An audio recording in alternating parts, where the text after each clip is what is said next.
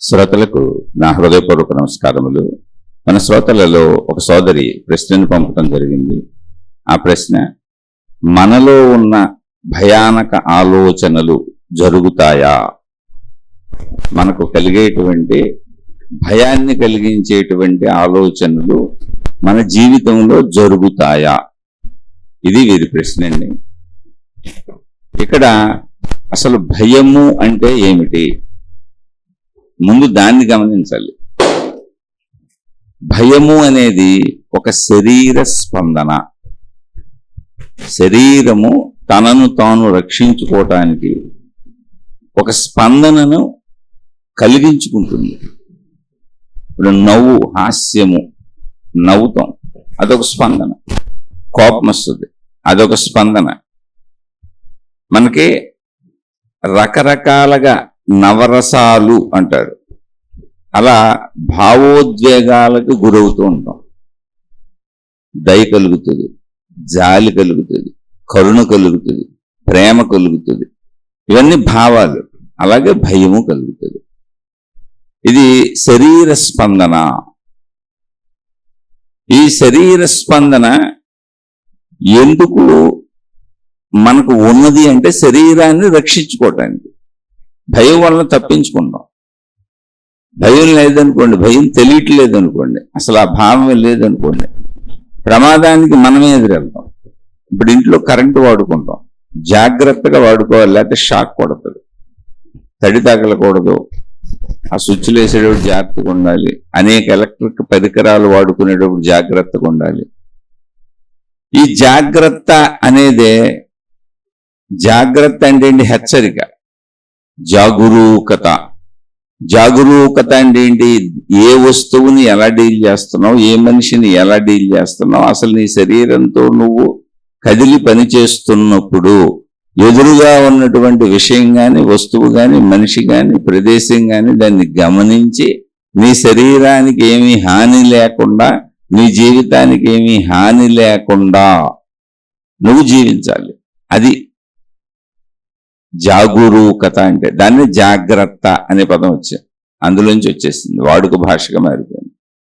ఆ జాగ్రత్త మితిమీరినప్పుడు భయం అవుతుంది. ఈ భయానికి కారణం ఏంటి? అసలు ఈ భావాలు, భావోద్వేగాలకి కారణం ఏంటి? దేనికైనా ఇప్పుడు కోపం వచ్చింది. కోపం ఎందుకు వస్తుంది?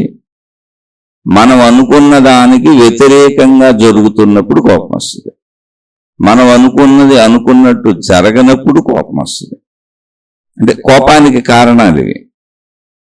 కోపం మనం తెచ్చుకోవటానికి కారణం మనపై ఎవరైనా వ్యతిరేకంగా ప్రవర్తించడం, లేదా మనకు వ్యతిరేకంగా విషయాలు జరగటం, పనులు జరగటం, మనం చెప్పింది చేయకపోవటం, ఇలా కోపము అనేది వస్తుంది మనకు. అలా హాస్యము, నవ్వు వస్తుంది. అలా అన్నీ వస్తాయి. నవరసాలు ఉన్నాయి. స్త్రీ పురుష శారీరక సంబంధములు, శృంగార రసము. అలాగే భయము. భయం అనేది జాగ్రత్తకు సంబంధించిన వ్యవస్థ. ఇప్పుడు ఇవన్నీ మన జీవితంలో జరుగుతాయా అనేటువంటి అనుమానం మనకు ఎందుకు వచ్చింది అంటే, విపరీతమైనటువంటి భయాన్ని పెంచుకుంటూ ఒక సహజ స్థితిలో జీవించటం కుదరని మనుషులు ఎక్కువ మంది ఉంటారు. ఈ భయం నుంచే స్ట్రెస్, ఒత్తిడి, ఇవన్నీ కూడా ఈ భయానికి సంబంధించినటువంటి స్టేజ్లు. ఆ భయంగా ఉండేవాళ్ళు విపరీతమైన ఒత్తిడికి లోనవుతూ ఉంటారు. దాన్ని స్ట్రెస్ అంటారు. డిప్రెషన్కి లోనవుతూ ఉంటారు, యాంగ్జైటీకి లోనవుతూ ఉంటారు. గబగబ ఏదో చేసేయాలనుకుంటూ ఉంటారు, ఏమి చేయలేకపోతుంటారు. అంటే సంకల్ప వికల్పములను వాళ్లే కల్పించుకుంటూ ఉంటారు. ఒక సంకల్పం వస్తుంది, ఏదో చేద్దామని, చేయలేమేమో అనిపిస్తుంది. అలా ప్రతి దాంట్లోనూ వాళ్ళకి అనుమానం ఎక్కువగా ఉంటుంది. అనుమానం అనేది భయానికి సంబంధించిన ఒక జబ్బు. ఎవరిని నమ్మలేకపోవటం, దేన్ని నమ్మలేకపోవటం, అసలు దేన్ని నేను నమ్మనని చెబుతూ ఉంటారు. అదొక పెద్ద గొప్ప విషయంగా చెబుతారు. నేను గురువులు చెప్పటం విన్నాను.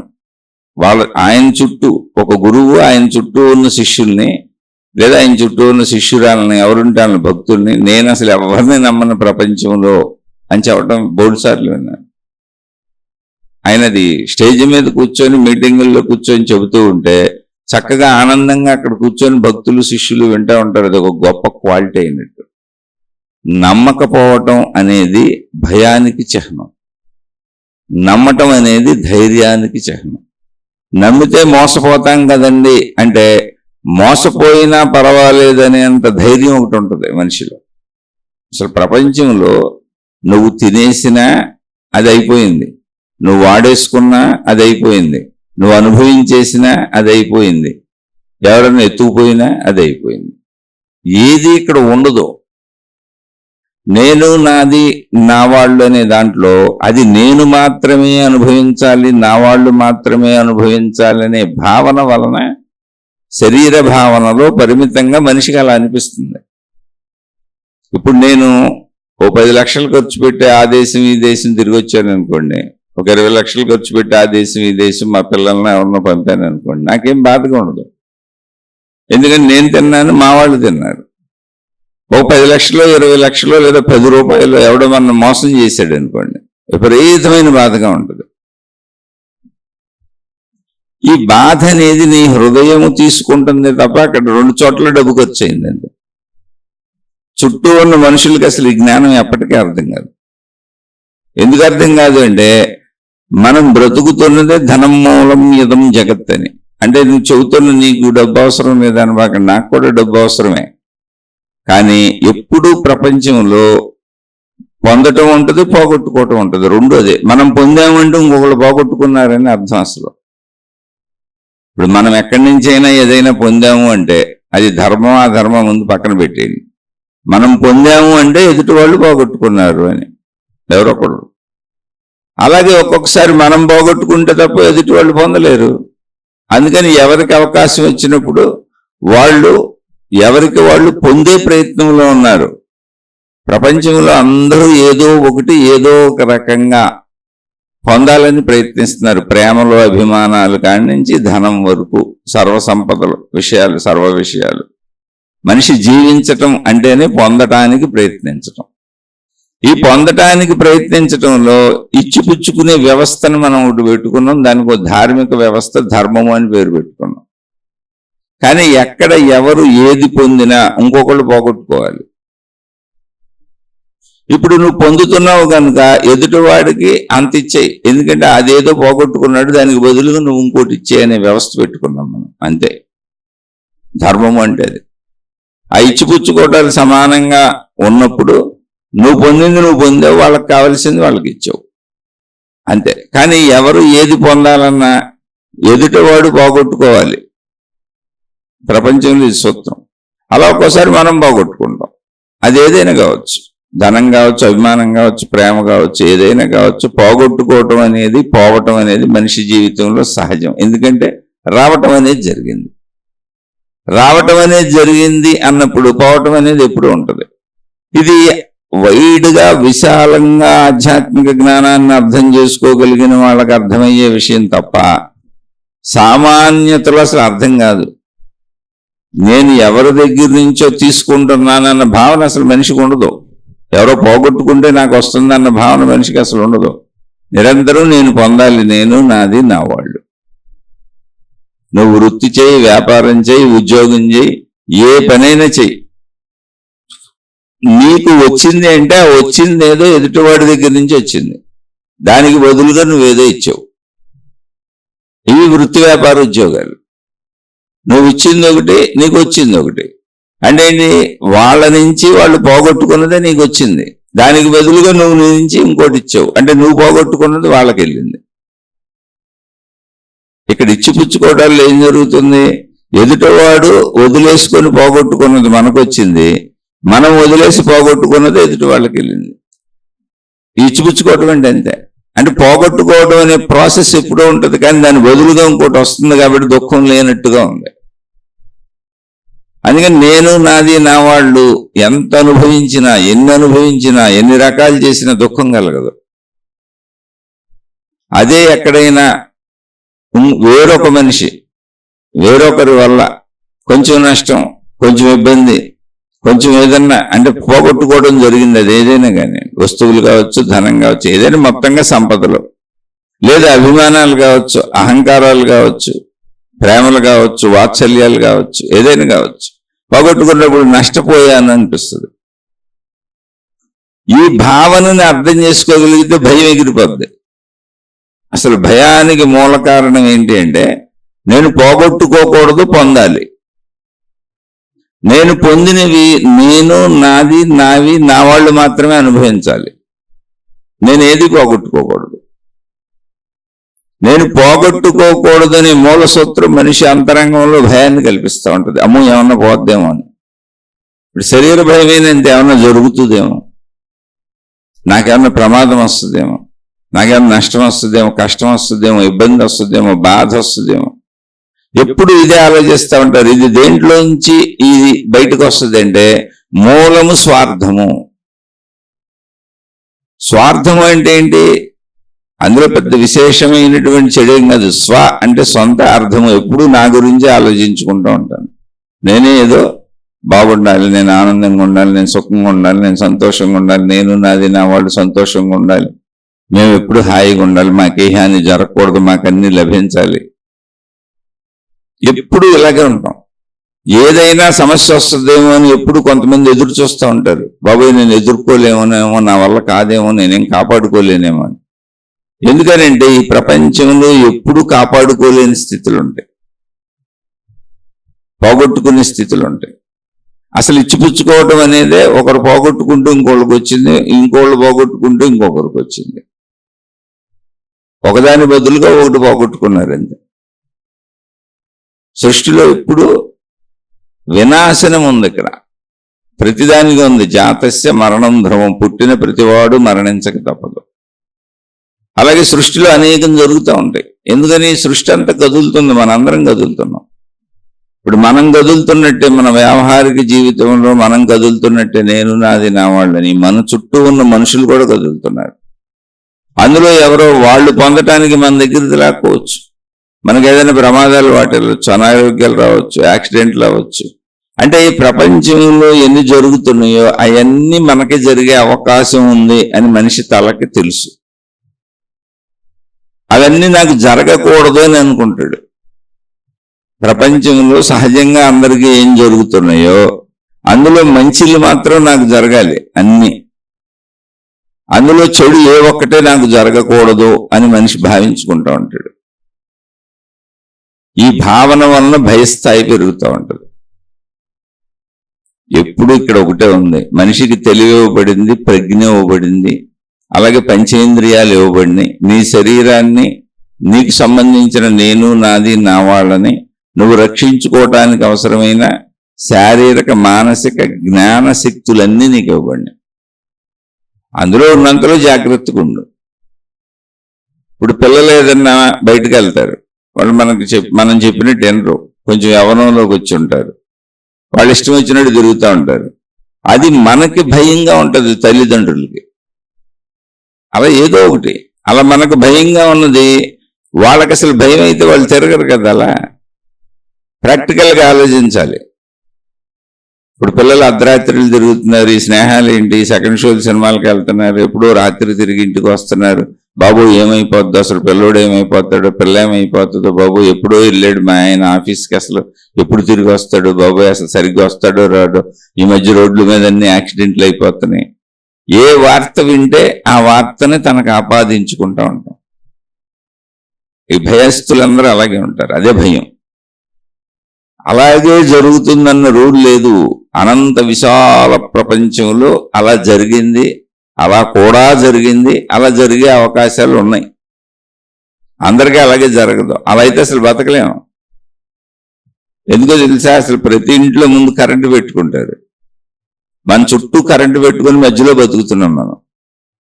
అది ఏమైనా అవ్వచ్చు ఊహించుకుంటే, అని ఏ ఊహ లేకుండా హాయిగా బతికేస్తుంది మొత్తం ప్రపంచం. ఎక్కడో ఈ భయస్థులు దాన్ని పదే పదే ఊహించుకుంటూ ఉంటారు. భూకంపాలు రావచ్చు, సునామీలు రావచ్చు, తుఫాన్లు రావచ్చు, ప్రకృతి ప్రళయాలే అనేకం ఉన్నాయి. ఏది అసలు వచ్చినా రాపోయినా అన్నీ ఇలాగే గడిచిపోయి, అంతా సాఫీగా గడిచిపోయి, అంతా మనకు అనుకూలంగా జరిగిపోయి, అన్నీ మనం అనుకున్నట్టే జరిగిపోయి, అంతా ప్రశాంతంగా శాంతిగా మన జీవితం మొత్తం సాగిపోయినా మరణించక తప్పదు. మనం మరణించక తప్పదు, నేను, నాది, నా వాళ్ళు, నావి అన్నీ నశించిపోక తప్పదు. ఎందుకని? ఇది సృష్టి. అసలు ఇక్కడ ఉన్నాయన్నీ సృష్టికి సంబంధించిన ఆస్తులే, సృష్టి సంపదలే, సృష్టి శక్తులే. మనం కూడా సృష్టి శక్తే, మనం కూడా సృష్టి సంపదే. వ్యక్తిగా శరీర రూపం సృష్టించుకుంది శక్తి. తనను తాను మనుషులుగా, జంతువులుగా, వృక్షాలుగా, గ్రహగోళ నక్షత్రాలుగా, అనంత విశ్వముగా, విశ్వములో ప్రకృతిగా, సృష్టిగా తనను తాను వ్యక్తపరుచుకుంటున్నది సృష్టి. మళ్ళీ అది తనలోనే తన సృష్టిని కల్పేసుకుంటుంది. అందుకని ఆత్మజ్ఞానం తెలిసిన వాళ్ళకి భయం పర్సెంటేజ్ తగ్గుతూ ఉంటుంది. ఎంత బాగా తెలుస్తుంటే అంత భయం తగ్గుతూ ఉంటుంది. ఎందుకని? సత్యదర్శనం అవుతుంది. భయానికి మూల కారణం మన అంతరంగం. మనం ఇలా జరగకూడదు అనుకోవటమే భయం. ఇలా జరుగుతుందేమో అని భయపు విషయాలు తలుచుకోవటమే మనకి భయాన్ని పెంచుకోవటం. సహజ జీవితం జీవించాలి. సహజ జీవితం అంటే ఏంటి? సృష్టిలో అందరూ ఇలాగే ఉంటుంది. ఏదోటి వస్తూ ఉంటుంది, ఏదోటి పోతూ ఉంటుంది. ఇప్పుడు ఒక 100 రూపాయలు ఎవరో మోసం చేశారు, మోసం అయిపోయింది కదా, ఇప్పుడు ఏం చేస్తాం? మోసం అయిపోయింది, ఇప్పుడు ఏం చేస్తాం చెప్పండి? లేదు, తిరిగి వచ్చే అవకాశాలు ఉంటే ప్రయత్నించే అవకాశాలు లేవు. అది 100 కావచ్చు, 1000 కావచ్చు, 1,00,000 కావచ్చు, 1 కోటి కావచ్చు, 10 కోట్లు కావచ్చు, 100 కోట్లు కావచ్చు, 1000 కోట్లు కావచ్చు. ఎందుకంటే స్థాయిని బట్టి. 1000 కోట్లు పోగొట్టుకోవాలంటే నీకు అంత స్థాయి ఉండాలి. 100 కోట్లు పోగొట్టుకోవాలంటే నీకు అంత స్థాయి ఉండాలి. అలా ఏదైనా మనుషులు కానీ, విషయాలు కానీ. ఇప్పుడు ఒకటి గుర్తుపెట్టుకోవాలి, ఒక 100 రూపాయలు మనం సంపాదించి మనం తినేస్తున్నాం, మనం ఖర్చు పెట్టేసుకుంటున్నాం. మనం ఎన్నో వేస్ట్ ఖర్చులు పెట్టుంటాం. మన వాళ్ళు ఎంతో వేస్ట్ ఖర్చులు పెట్టుంటారు. అదే మన పిల్లలు, మన వాళ్ళు తగలేస్తుంటే ఏం బాధ అనిపించదు. బయట వాళ్ళు ఎవరైనా ఒక 100 రూపాయలు ఎక్కువ తీసుకుంటే మన దగ్గర విపరీతమైన బాధగా ఉంటుంది. మన దగ్గర పనిచేసే వాళ్ళకి జీతాలు ఇవ్వడానికి బాధపడే వాళ్ళు చాలా మంది ఉన్నారు. వాళ్ళకి సహాయపడే వాళ్ళకి తిరిగి సహాయాలు చేయడానికి ఇబ్బంది పడేవాళ్ళు, బాధపడేవాళ్ళు బోళ్ళు మంది స్వార్థపరులను చూశాను. మామూలు స్వార్థపరులు కాదు. అయితే ఇక్కడంతా మళ్ళీ కర్మ సిద్ధాంతం ఉంది. నువ్వు ఎన్ని విన్నా ఏం చేసినా నువ్వు పొందిన దానికి తిరిగి ఇవ్వకపోతే ఏదైనా సరే అది నీలో భయం కింద తయారైపోద్ది. ఎందుకంటే నీకు తెలుసు, నేను ఎక్కువ పొందాను, తక్కువ ఇస్తున్నాను అని. నాలో చెడు ఉందని నీకే తెలుసు. నాలో చెడు ఉన్నప్పుడు నాకు ఖచ్చితంగా భయం పెరుగుతూ ఉంటుంది. నాలో స్వార్థం అని. చెడు అంటే ఏంటో తెలుసా? అత్యాశ. నాకు సరిపడా ఆశ ఉండొచ్చు.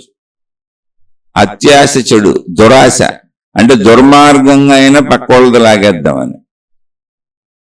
నాకు ఎప్పుడూ ఎక్కువే కావాలని అత్యాశ, దురాశ. ఈ దుర్మార్గాలకు తీసుకెళ్తాయి. ఈ మనస్తత్వం ఉన్న వాళ్ళకి లోపలే భయంగా ఉంటుంది, నిరంతర భయంగా ఉంటుంది.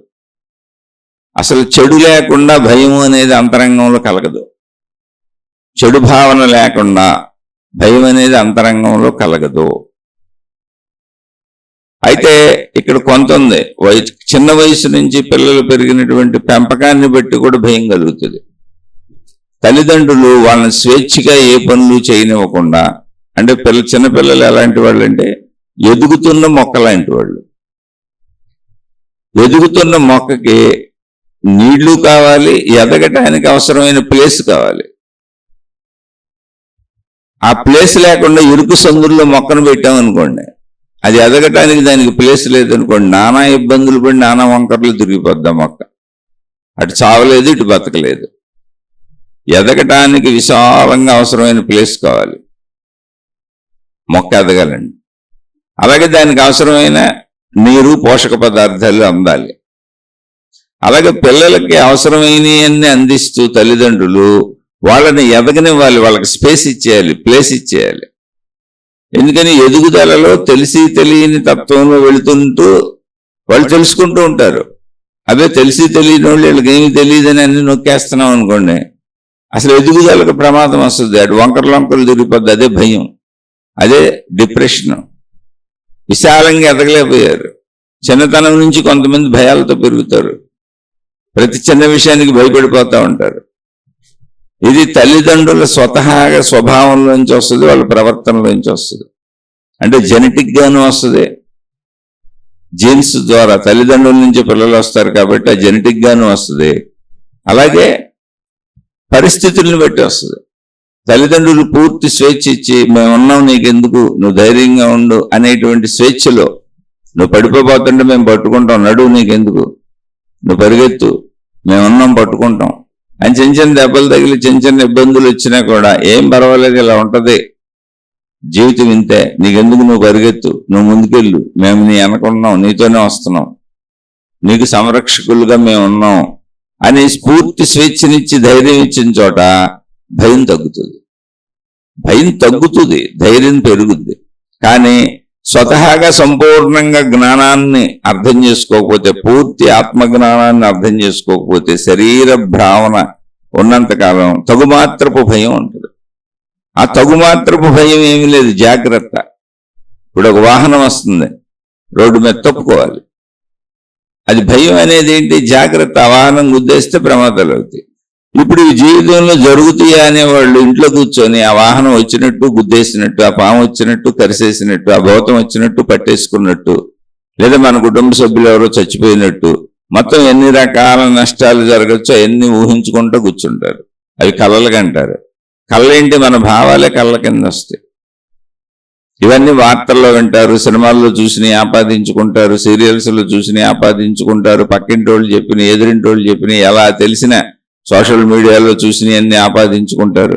ఎవరింట్లోనూ దొంగలు పడ్డారంటే మనకి దొంగలు పడతారేమో అనిపిస్తుంది. ఎవరి పిల్లల్ని ఎవరో కిడ్నాప్ చేశారంటే మన పిల్లల్ని ఎత్తుకుపోతారా అనిపిస్తుంది. ఎక్కడో ఎవరెవరో ఏదో చేశారంటే అది మనకు జరుగుద్దేమో అనిపిస్తుంది. అంటే వీళ్ళు అతి ఆలోచనలు చేస్తున్నారు. అతి సర్వత్ర వర్జయేత్, జాగ్రత్తగా ఉండు, అతి ఆలోచనలు చేయకు. అతి ఆలోచన మతికి హాని. ఇవన్నీ మనం కల్పించుకున్న భావాలు, అందువలన ఇవి కళల రూపంలో కూడా వచ్చేస్తాయి. పదే పదే మననం చేసుకుంటూ ఉంటాయి. ప్రతి మనిషి తను చేయకపోయినా మనసులో ఊహించుకున్నది మనసుకు అది చేసినట్టే. మనసులో వచ్చే తలంపు మనసుకు చేసినట్టే. అది శరీరంతో కూడా చేస్తే బాగా బలపడుతుంది. అది శరీరంతో చేయకపోయినా నువ్వు భావనలో చేస్తే మొత్తం చేసినట్టు కిందే లెక్క తీసుకుంటుంది. అదే స్ట్రెస్, ఒత్తిడి. మనసులో ఊరికనే భావించుకున్నా కూడా శరీరానికి స్ట్రెస్ అయిపోతుంది, ఒత్తిడి అయిపోతుంది, శరీరం హార్ట్ బీట్ పెరిగిపోతుంది, అవయవాలు పాడైపోతున్నాయి, డిప్రెషన్లకు వెళ్ళిపోతున్నారు. కొంతమంది ఆత్మహత్యలు కూడా చేసుకుంటున్నారు. ఎందుకని, ఎందుకు అసలు అది ఒరిజినల్గా శరీరం చేయట్లా, కానీ మనసులో భావాలు కలిగిపోతున్నాయి. ఆ భావాలను తట్టుకోలేక ఆనందాలను చంపేసుకోవటమే ఆత్మహత్య. లేదా నిరంతరం ఒక ఒత్తిడిలో, ఒక స్ట్రెస్లో, ఒక ఆవేదనలో, ఒక ఉద్వేగంలో ఉంటారు. ఇటువంటి వాళ్ళందరూ ఎవరో తెలుసా, భవిష్యత్తులోకి ఎక్కువ పరుగు తీస్తూ ఉంటారు. భవిష్యత్తు ఊహలు ఎక్కువ చేస్తూ ఉంటారు. గతాన్ని తలుచుకుని భవిష్యత్తులోకి పరిగెత్తి తమను తాము బాధించుకుంటూ ఉంటారు. వర్తమానంలో ఉండరు. ప్రాక్టికాలిటీ జ్ఞానం అంటే ఏంటంటే, గతంలో నష్టాలు జరిగిపోయి ఉండొచ్చు, కష్టాలు జరిగిపోయి ఉండొచ్చు, ఏదైనా జరిగిపోయి ఉండొచ్చు, లేదా మంచి కూడా జరిగి ఉండొచ్చు. దాన్ని పదే పదే నెమరేసుకొని ఇప్పుడు మళ్ళీ నాకు భవిష్యత్తులో ఆ కష్ట నష్ట ఇబ్బందులన్నీ జరుగుతాయా, లేదా అంతకంటే గొప్పగా బతకగలుగుతానా, బతకలేనేమో.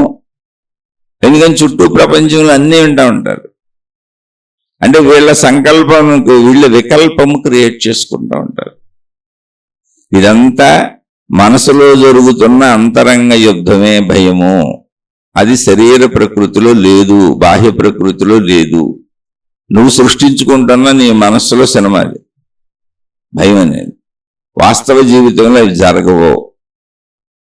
ఎందుకు జరుగుతాయి? మనం భావించుకునేవన్నీ జరుగుతాయా? ఇప్పుడు ఏదో ఒక నాగిని సీరియల్ చూసాం, ఒక నాగిని సినిమా చూసాం, ఓ పాము పగబట్టేసింది, వచ్చేసింది, ఎంట పడుతుంది. ఆ సినిమా అలాగే కదా తీయాలి, దాని పేరే నాగిని కదా. కానీ అసలు ఎక్కడా ప్రపంచంలో ఏ పాములు పగబట్టవు. పాము జాతి వేరు, మనిషి వేరు. భావించుకుంటాడు. పగబట్టినట్టు భావించుకోవడానికి కారణాలు ఏంటి అంటే, మనుషులను గుర్తుపట్టగలిగినట్టు నువ్వు పాములను గుర్తుపట్టలేవు. అంత దగ్గరగా పాములతో మనం జీవితం గడపట్ల. అలా గడిపేవాళ్ళు గుర్తుపడతారు, ఉన్నారు, పాములోళ్ళు ఉన్నారు. వాళ్ళకి అసలు పాములు అంటే భయమే ఉండదు. పాములు పట్టుకొని ఆడుకుంటూ ఉంటారు. వాళ్ళు ఇది ఏ జాతి పాము ఏంటి అని గుర్తుపడతారు. సామాన్య మనుషులు అసలు మనం పామును చూస్తేనే భయం, పాము తలంపే భయం. పాములు ఎప్పుడూ అరుదుగా కనపడతాయి. పొరపాటున ఊరికిన అంటే విషయానికి చెబుతున్నా, పొరపాటున ఎక్కడో ఒక పామును చూసాం. మళ్ళీ ఆ పాము నుంచి తప్పించుకోవటము ఏదో జరిగింది సంథింగ్ అనుకోండి ఊరుకునే, ఎక్కడో పాముని చూసాం, తర్వాత మళ్ళీ ఇంకో చోట ఇంకో పాముని చూసాం, తర్వాత మళ్ళీ ఇంకో చోట ఇంకో పాముని చూసాం, తర్వాత మన ఇంటి దగ్గర ఇంకో పాముని చూసాం. ఇవన్నీ వేరు వేరు పాములని మనకు తెలీదు. పాము అంతే మనకు తెలిసింది, అవి వేరు వేరు పాములు అనుకుని పాము పక్కబెట్టింది ఎక్కడ పెడితే అక్కడ నా దగ్గరికి వస్తుంది అనుకుంటాడు. అంటే మనిషి భయానికి ఎంత లోనవుతున్నాడంటే సహజ విచక్షణను కోల్పోతున్నాడు. మనుషుల్లో ఇద్దరు మనుషులు ఒకే రకంగా ఎలా ఉండరో పావుల్లో రెండు పావులు ఒకే రకంగా ఉండవు. అయితే మనకు ఆ విషయం తెలియదు కనుక, అంత గ్రహింపు శక్తి అంత దగ్గరగా పాములతో జీవించం కనుక ఎక్కడేది కనపడుతున్నా నా వెనక పాము పడుతుంది అనుకుంటాడు. అలాగే చిన్న చిన్న చప్పుళ్ళు, చిన్న చిన్న కదలికలు, ప్రపంచంలో ఎప్పుడు ఏదో ఒకటి జరుగుతూ ఉంటుంది మన వెనక, మన చుట్టూ మన దగ్గర మనుషులు ఉంటారు. మన ఇంట్లో కూడా అనేక పురుగులు బల్లులు వస్తూ ఉంటాయి, అనేకం కదులుతూ ఉంటాయి. అది తన తలకు అందకపోయేటప్పుడు ఆ శబ్దం ఏంటో, ఆ కదలికేంటో, ఆ చప్పుడు ఏంటో తన తలకు అందకపోయేటప్పుడు దయ్యాలు భూతాలు ఊహించుకుంటాడు. ఇదంతా మనసులో జరుగుతున్న పెద్ద అలసడే. అసలు ప్రతిదాన్ని పట్టించుకోవడం మానేయాలి. ముందు ఒక శబ్దం వినపడింది, అదేంటి అని దాన్ని వదిలేయటం నేర్చుకో, వదలటం నేర్చుకోండి. ఓ 10 రూపాయలు ఎవరికైనా దానం చేయడం, దాన ధర్మాలు ఎందుకు చేయమన్నారంటే డబ్బు పిచ్చపోద్దని. దాన ధర్మాల వలన ఎదుటోళ్ళకి ఉపయోగం ఎంత ఉందో తెలియదు. ఎందుకంటే నువ్వేదో 10 రూపాయలు ఇస్తే వాళ్ళ జీవితమే ఉద్ధరింపబడిపోదు. కానీ నీకు వదలటం వస్తుంది, వదలటం అనే ప్రక్రియ వస్తుంది. అలాగే విషయాలు ఒకటి వినపడింది, నాకు సంబంధం లేదు, వదిలే. ఒక శబ్దం వినపడింది, అదేంటని పరిశీలించడం వదిలే.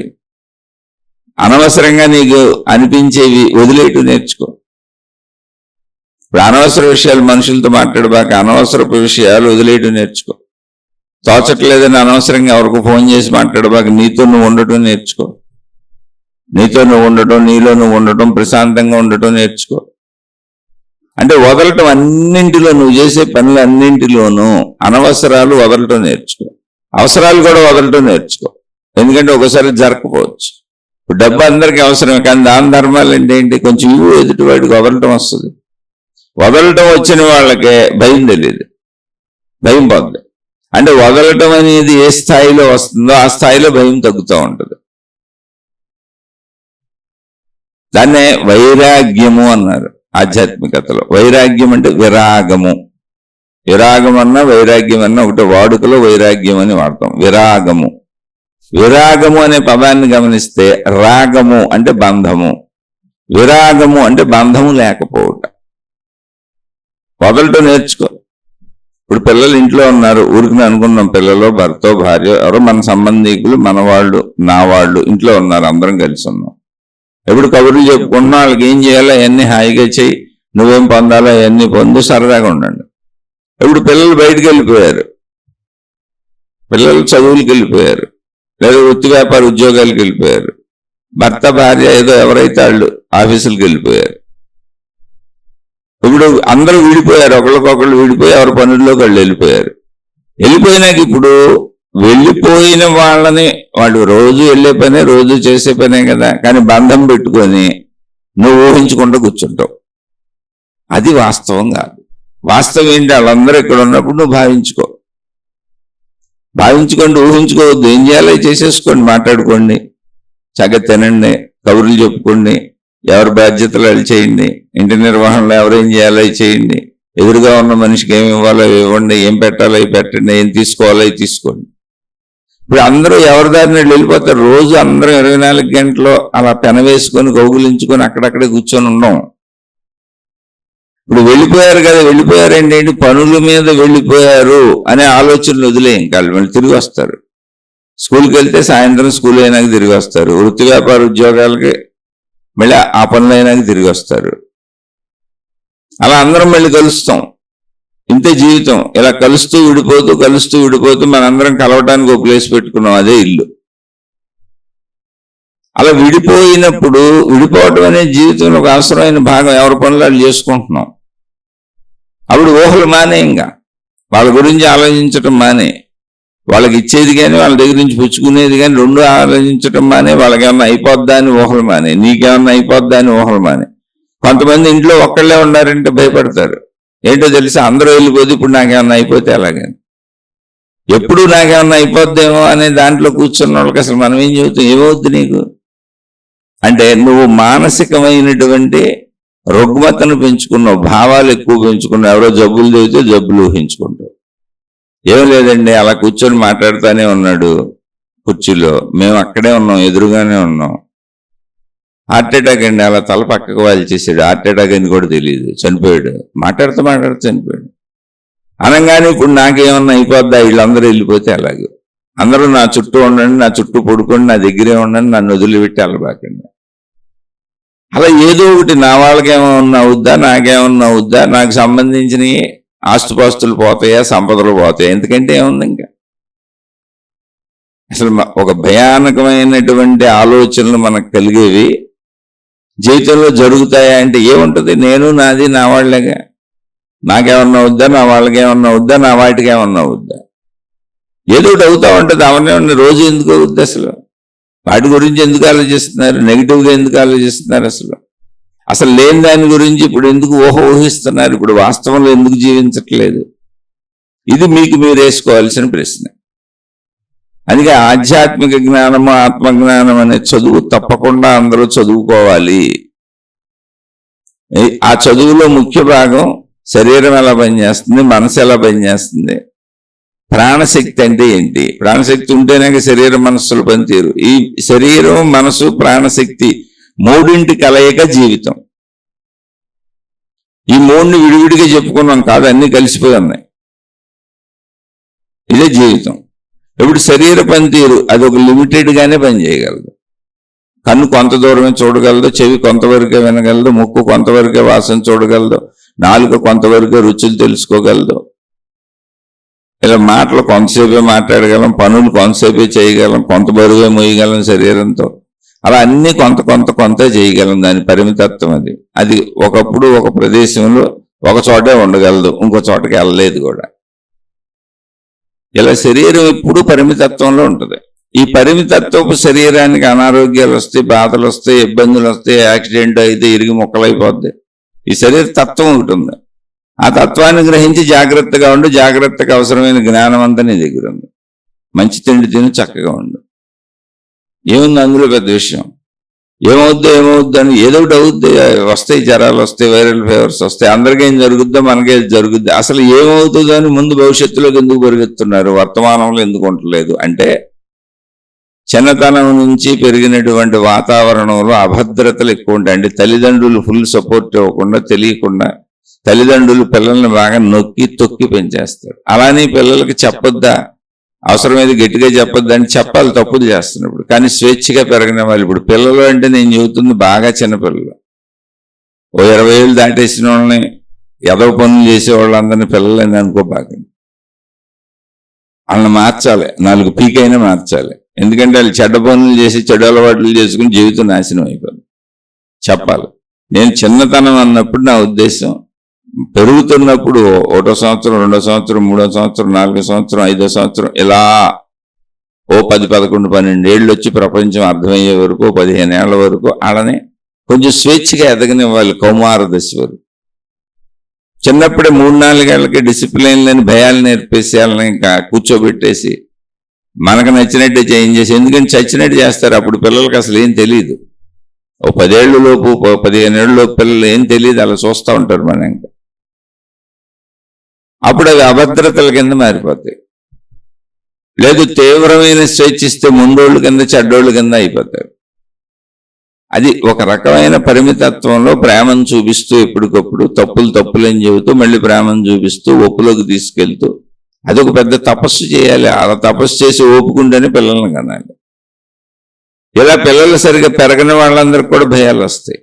తల్లిదండ్రుల్లో సహజ భయాలు ఉంటే అలవాట్లుగా వస్తాయి. ఎందుకంటే అదే విత్తనం కనుక. ఏదొచ్చినా ఒకటి గుర్తుపెట్టుకోండి, వాస్తవ జీవితం ఇప్పుడు హాయిగా మనం మాట్లాడుకుంటున్నాం. ఇప్పుడు నేను మీతో మాట్లాడుతున్నా, ఇది వర్తమానం, ఇది ప్రజెంట్, ఇది సత్యం. ఇప్పుడు మీరు వింటున్నారు, ఇది ప్రజెంట్, ఇది వర్తమానం, ఇది సత్యం. ఓ పక్క మాట్లాడుతూ ఇప్పుడు నేను ఇవన్నీ రికార్డింగ్ కాడ కూర్చున్నాను, చుట్టూ పెట్టు కూర్చున్నాను, కరెంట్ షాక్ కొట్టేస్తుందేమో, నేను బిల్డింగ్ లో కూర్చున్నాను, పైనుంచి బిల్డింగ్ నా మీద పడిపోద్దేమో, నేను మీతో ఈ చెబుతున్నాను, అసలు మా ఆవిడ ఏమైపోయిందో, మా పిల్లలు ఎక్కడెక్కడో ఉన్నారు, ఏమైపోయారు, ఈ ఊహలన్నీ వస్తే నేను చెప్పగలనా? వాస్తవంలో జీవిద్దాం. అవసరమైతే పిల్లలు ఫోన్ చేస్తారు, అందులో కూడా ఉంది, అవి వదిలేమైనా కాదు.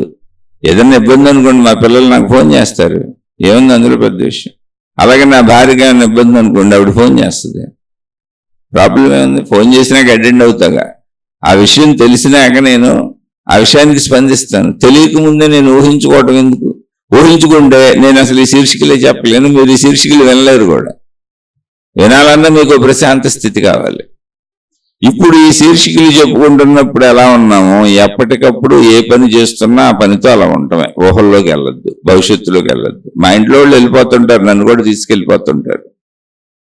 బోల్డ్ సార్లు చెప్పాను, అది వచ్చినప్పుడు చేద్దాం, కంగారు పడద్దు, ముందు నుంచి ఎందుకు ఊహించుకుంటున్నారు. అంటే దీనికి మీకు ఒక ఉదాహరణ, రియలిస్టిక్ ఉదాహరణలు నా దగ్గర చాలా ఉంటాయి. అందరి జీవితాల్లో ఉంటుంది కాదు, భవిష్యత్తులోకి వెళ్ళని వాళ్ళు ఎవరుంటారు?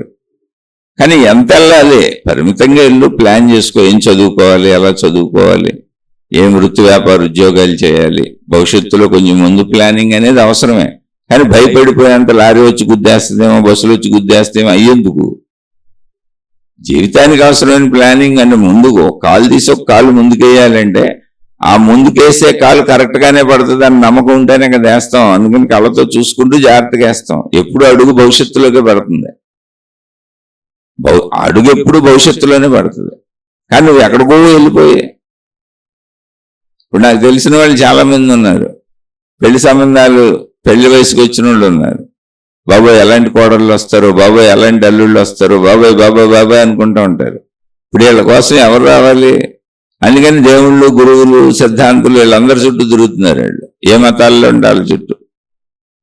మంచి అల్లుడు వచ్చేలా అన్న చేయండి, మంచి కోళ్ళు వచ్చేలా అన్న చేయండి, లేకపోతే వచ్చేసినాక ఇంకా చచ్చిపోతాం బాబాయ్, వాళ్ళని భరించలేము, మా పిల్లల జీవితాలు నాశనం అయిపోతాయని ముందే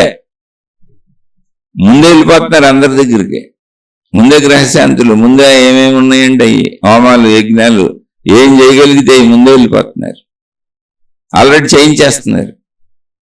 ఎవరైనా ప్రమాదం రాలేదు, ఆ కోడలు రాలేదు, అల్లుడు రాలేదు, నీ పెంచకంతుందా అంటే వీళ్ళు ముందు నుంచే ఇవన్నీ ప్రచారకులు బయలుదేరారు. సోషల్ మీడియాలో కూడా వచ్చేసినాయి. మీకు అవి చేస్తాం, ఇవి చేస్తాం, కష్టాలు లేకుండా చేస్తాం, కన్నీళ్ళు లేకుండా చేస్తాం, ఇబ్బందులు లేకుండా చేస్తాం.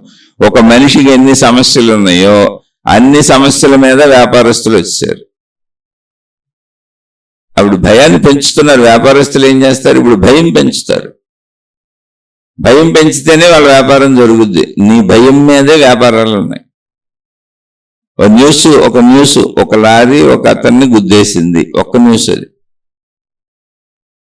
ఏదో పొరపాటున వచ్చాడు అతను, రాంగ్ సైడ్ లోంచి లారీ కొట్టేసింది, అతనికి యాక్సిడెంట్ అయింది, కాలు చేయి ఇరిగిపోయింది, బండి మీద వెళ్తున్నాడు.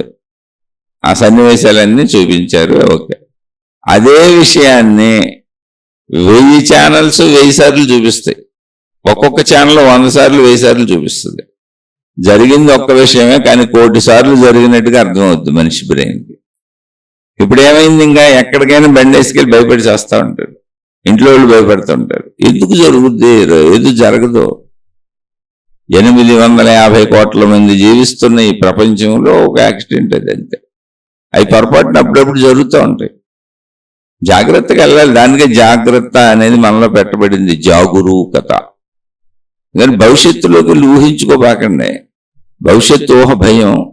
ఇప్పుడు కూడా అభద్రతల మనసులో తీసేయండి. ఏదో అవుతుంది అనేది ఎందుకు అనుకుంటున్నారు? అసలు మంచి అవుతుంది అనుకోండి. ఇప్పుడు ఒకవేళ అనుకోలేకుండా ఉండలేరు అనుకో, మంచి అవుతుంది అనుకోండి. అందుకని ఇటువంటి పరిగెత్తే మనస్తత్వం ఉన్న వాళ్ళకి సాధనలు పెట్టారు. ఒక దైవనామం జపించుకోండి, ఒక పుస్తకం చదువుకోండి, పారాయణలు చేసుకోండి, మంచి మంచి మీ మత గ్రంథాలు మీకు ఏముంటాయి చదువుకోండి, మీ దైవ గ్రంథాలు ఏముంటాయి చదువుకోండి, సజ్జన సాంగత్యం చేయండి, మంచి వాళ్ళతో తిరగండి, మంచి మాటలు వినండి, మంచి పనులు చేయండి. అప్పుడు మంచి మనసు తయారవుతుంది, మంచి ఊహలు వస్తాయి, మంచి ఆలోచనలు వస్తాయి, మంచి భావాలు వస్తాయి. భయాలు వస్తున్నాయి అంటే మొత్తం చెడే తెలుసుకున్నాం, మొత్తం మనలో చెడే ఉంది. అది ఇప్పుడు భయం అంటే ఇంక డిప్రెషన్, స్ట్రెస్, ఒత్తిడి మామూలుగా కాదు, ఆరోగ్యం సర్వనాశనం అయిపోద్ది. అందులో స్వార్థపరులకు ఎక్కువ జరుగుతుంది. అంటే ఈ ఆతృత ఎలా ఉంటుంది అనేది రియల్గా నిజంగా జరిగింది. ఒక స్వామీజీ ఉన్నారు, చాలా ఫేమస్ స్వామీజీ. భగవద్గీత మీద ఉపన్యాసాలు చెబుతున్నారు బెంగళూరులో. ఆయన ఒక హోటల్లో ఉన్నారు. సరే, ఈ ఉపన్యాసాలన్నీ వరుసగా కొన్ని రోజులు పెట్టారు అక్కడ. భగవద్గీత మీద ఉపన్యాసాలు ఒక 4 రోజులు ఎంతో పెట్టారు. ఆయనకు హోటల్ రూమ్లో అకామిడేషన్ ఇచ్చారు. ఆయన టైంకి వచ్చి భగవద్గీత ఉపన్యాసాలు చెప్పి మళ్ళీ హోటల్ రూమ్లోకి వెళ్ళిపోతూ ఉంటారు. అక్కడికి వెళ్ళి రెస్ట్ తీసుకుంటారు. కొంతమంది భక్తులు ఆయన కలవటానికి ఆ హోటల్ రూమ్కి వస్తూ ఉంటారు. ఏదో మహానుభావుడు భగవద్గీత చెప్తున్నాడు కదా అనే విషయాలు ఏదో ఆయనతో చర్చించి ఏదో వాళ్ళ బాధలు చెప్పుకుంటారు, వాళ్ళ కష్టాలు చెప్పుకుంటారు. వాళ్ళు కొంతమంది కలుస్తున్నారు. అలా కలుస్తూ ఒక స్త్రీ వచ్చింది ఆయన దగ్గరికి. ఏంటమ్మా అని అన్నారు ఆయన. అంటే వాళ్ళ అబ్బాయి గురించి చెప్పింది. ఒక్క నిమిషం కుదురుగా ఉండడు, ఒక చోట ఉండడు, అసలు చెప్పిన మాట వినడు, రకరకాలు చెప్పింది. అంటే ఆయన విని, అమ్మ పిల్లలు అలాగే ఉంటారులే అమ్మ, ఒక పని చేయండి, రేపటి నుంచి భగవద్గీతకి తీసుకురండి, క్లాసులకు తీసుకురండి, అవి మంచి మంచి విషయాలు వింటూ ఉంటూ వాళ్ళే మారుతారు, చిన్నతనంలో పిల్లలు అలాగే ఉంటారు అని ఆయన ఏదో నచ్చ చెప్పబోయారు. ఆమె ఇంకా చెబుతుంది, ఏమండి రేపు పెళ్ళి అయితే అసలు మా పరిస్థితి ఏంటి, పిల్లోడికి పెళ్లి చేసినాక అసలు మా మాట వింటాడా, ఇప్పుడే మా మాట వింటలేదు, కుదురుగా ఉండలేదు, అసలు ఏది కుదురుండదు, ఒక్క క్షణం ఉన్న చోట ఉండడు,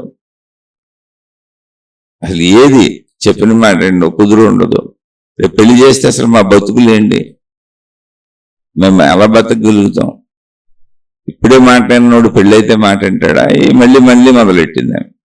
అంటే నేను అదేనమ్మా తీసుకురా చెప్పాను కదా, లేకపోతే ఒక పని చేయపోని అంటే భగవద్గీత ఉపన్యాసాలకు తీసుకురమ్మంటే ఆమె మాట్లాడట్లా. కొన్ని ఒక పని చేయమని నా దగ్గరికి తీసుకురా అన్నాడు. నా దగ్గరికి తీసుకురా, ఆ పిల్లల్ని కూర్చోబెట్టామని చెప్తాను నీకోసం అంటే ఆయన తీసుకురావడం ఏంటంటే ఇదిగో తీసుకొచ్చా ఇయ్యా అంది. సంకలో పిల్లోడు ఉన్నాడు. రియల్గా జరిగింది ఇది. ఎత్తుకొచ్చింది పిల్లోడిని, 1 సంవత్సరంన్నర 2 సంవత్సరాలు ఉన్న పిల్లోడిని ఎత్తుకొని వచ్చింది. ఏంటి ఆడు కూర్చోబెడితే కూర్చోబెట్టి పిల్లలుగా అక్కడ కూర్చోబెట్టి కూర్చుంటారా, కదులతో బొమ్మలతో ఆడుకుంటా తిరుగుతున్న పిల్లోడు గురించి ఆమె చెప్పింది. ఈయన పాపం స్వామీజీ కూడా ఎంత కన్ఫ్యూజ్ అయ్యారంటే, ఓ పెద్ద కుర్రోడు బీటెక్ ఇంజనీరింగ్ చదువుతున్నాడు, బళ్ళేసుకు రోడ్ల మీద తిరిగిపోతూ స్నేహితులతో వెళ్ళిపోయి ఆ ఊహ వచ్చింది ఆయనకి చెప్పిన విషయాలు. ఎక్కడి దాకా వెళ్ళింది తెలిసి ఆమె పెళ్లి వరకు వెళ్ళింది. పెళ్లి చేసుకుంటే అలాగే ఆయన ఆశ్చర్యపోయాడు. అసలు స్వామీజీకి షాకు. కోట్ల మందిని చూశాడు ఆయన, విదేశాల్లో కూడా ఉపన్యాసాలు ఇచ్చాడు ఆయన. ఆయన మొట్టమొదటిసారి జీవితంలో షాక్ తిన్నాడు. ఇలాంటి మనుషులు ఉంటారు, ఆయన ఇంత ఉద్వేగమా, అంత భవిష్యత్తులోకి ప్రయాణం చేసావా, చంకలో పిల్లోడి గురించి నువ్వు మాట్లాడుతుంది.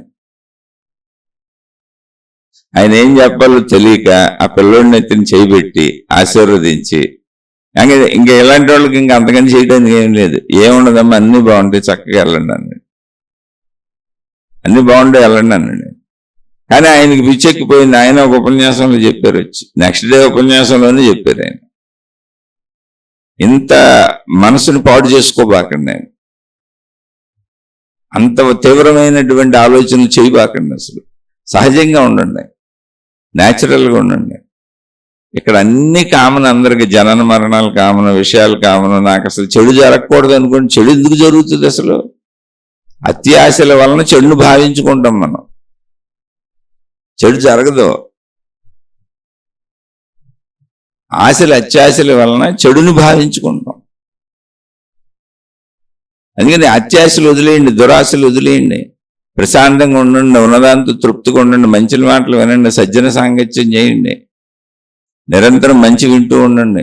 అసలు భవిష్యత్తు ఊహలు ఊహించకండి. ఇప్పుడు స్కూల్కి వెళ్ళిన వాళ్ళు, ఆఫీసులకు వెళ్ళిన వాళ్ళు, ప్రతి మనిషి ప్రతి కుటుంబంలో అందరూ ఏదో ఒక టైంలో అందరినీ వదిలిపెట్టి ఎవరి పనుల్లోకి వెళ్తారు. కాబట్టి వెళ్ళిన వాళ్ళు తిరిగి వస్తారు, కంగారు పడకండి. ఇప్పుడు ప్రతి ఇంట్లో గ్యాస్ ఉంటుంది.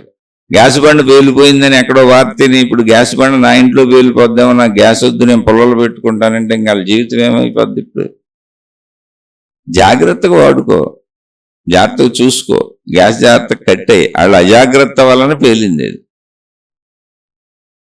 ఎప్పుడు యాక్సిడెంట్లు అయ్యేది ఇవన్నీ అజాగ్రత్త వలన, పొరపాట్ల వలన, తప్పుల వలన ప్రమాదాలు జరుగుతాయి. జాగ్రత్తగా ఉంటే ప్రమాదం ఉండదు. నాస్తి జాగ్రత్తో భయం, జాగ్రత్త ఉన్న వాళ్ళకి భయం ఉండదు అని చెప్పారు. ప్రశ్న ఏంటంటే ఈ భయానికి సంబంధించి మనలో వస్తున్న ఆలోచనలు మన జీవితంలో జరుగుతాయా? అసలు జరగవు. నీకు వచ్చే ఏ ఆలోచనలు జరగవు. భయమే కాదు, నువ్వు డబ్బును ఊహించుకొని డబ్బు వచ్చేసినట్టు ఊహించుకుని జరగదు. నువ్వు కష్టపడితే డబ్బు వస్తుంది. లేదు పెళ్లి కాలం వాళ్ళకి పెళ్లి అయిపోయినట్టు, వాళ్ళకి ఇప్పుడు పిల్లలు పుట్టేసినట్టు, ఆ పిల్లల్ని ఎత్తుకు తిరుగుతున్నట్టు కలగని ఊహించేసుకున్నారు అనుకోండి, అక్కడ పిల్లలు ఉండరు. నువ్వు వెళ్ళి పెళ్లి చేసుకోవాలి. పెళ్లి చేసుకున్న కాపురం చేయాలి. కాపురం చేస్తున్నప్పుడు కూడా పిల్లలు ఎప్పుడు పుడతారో తెలియదు. పుట్టొచ్చు, కొంతమందికి పిల్లలు పుట్టలేదు కూడా, కానీ ఎక్కువ శాతం మందికి పుడతారు. పుట్టినప్పుడు పుట్టారనుకోవాలి. అలా పరిస్థితిని అనుభవిస్తూ వెళ్తున్నప్పుడు, అంటే వర్తమానంలో దాన్ని అనుభవిస్తూ వెళ్తున్నప్పుడు భావించుకోవాలి. ముందడుగు వేయటానికి, ఆ ముందడుగు వేయటానికి వరకు మాత్రమే ఆలోచించుకోవాలి. అంతకు మించి ఊహలు చేసేయకూడదు. మనం అనుకున్నట్టుగా ఇక్కడ ఏం జరగదు. అసలు ప్రతి భవిష్యత్తుని నువ్వు అనుకోబాక, భవిష్యత్తులో ప్రతి విషయాన్ని నువ్వు అనుకోబాక. ఎందుకు ముందే అనుకుంటున్నావు? కొంచెం ప్లాన్ చేసుకో, అలా జీవించుకుంటూ వెళ్ళిపో. అది కాదు ఇంకోటి చేస్తాం, అది కాదు ఇంకోటి చేస్తాం, అది కాదు ఇంకోటి చేస్తాం. డిసప్పాయింట్ అయిపోబాక. చాలా విశాలమైంది ఈ సృష్టి. చాలా ఎంత విశాలమైందంటే ఎన్ని వందల వేల లక్షల కోట్ల రకాలుగానే ఇక్కడ బతకచ్చు. మనం అనుకున్న రకంగానే బతకాలని రూల్ ఏం లేదు ఇక్కడ. అటువంటి ఆలోచన వచ్చినప్పుడు భయం పోద్ది. మనం చేసే అన్ని ప్రయత్నాలు, ఈ ప్రయత్నం ఫెయిల్ అయితే ఇంకో ప్రయత్నం చేస్తాం. కోట్ల ప్రయత్నాలు చేసుకోవచ్చు, కానీ నిరాశకి నిస్పృహకి లోనైపోయేవాళ్ళు ఏ ప్రయత్నం చేయలేరు.